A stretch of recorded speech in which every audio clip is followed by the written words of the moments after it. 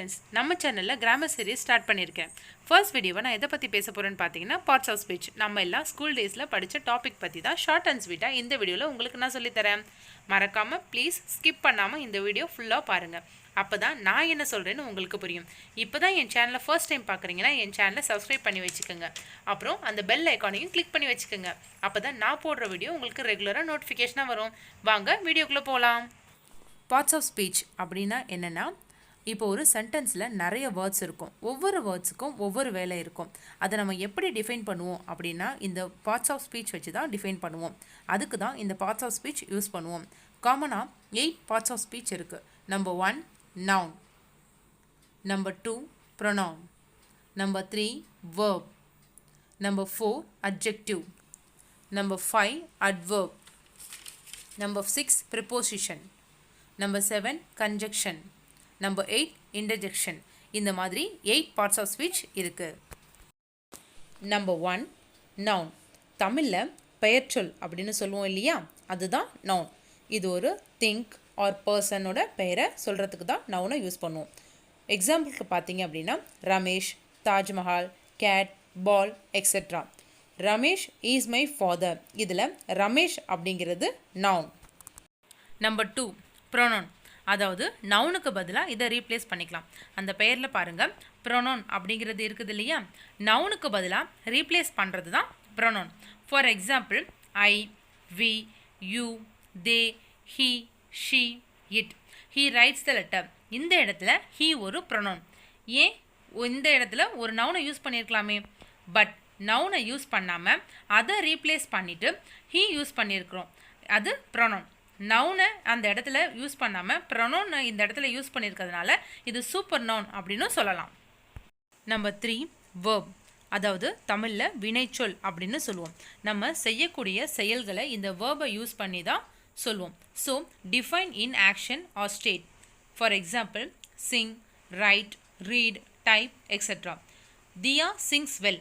இதில் சிங்ஸ் அப்படிங்கிறது verb.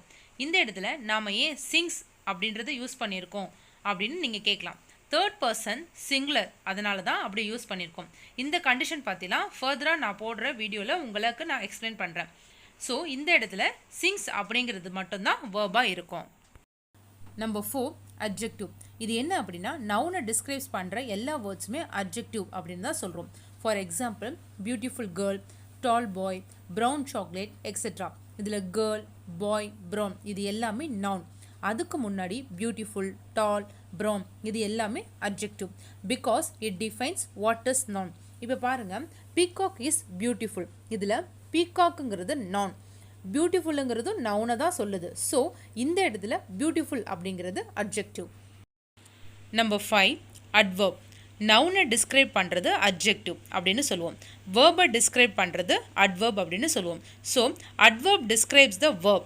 For example quickly, well, badly, very, really etcetera. She replies me quickly. இந்த இடத்துல replies அப்படிங்கிறது verb. ஸோ அவங்க எந்த மாதிரி ரிப்ளை பண்ணணும் அப்படிங்கிறத டிஃபைன் பண்ணியிருக்கிறதுக்காக குவிக்லி அப்படின்ற வேர்டை யூஸ் பண்ணியிருக்காங்க. ஸோ இந்த இடத்துல குவிக்லி அப்படிங்கிறது adverb. Number 6 preposition. ஒரு வேர்டை இன்னொரு வேர்ட் கூட லிங்க் பண்ணுறதுக்காக யூஸ் பண்ணுறது தான் ப்ரிப்போசிஷன் அப்படின்னு சொல்லுவோம்.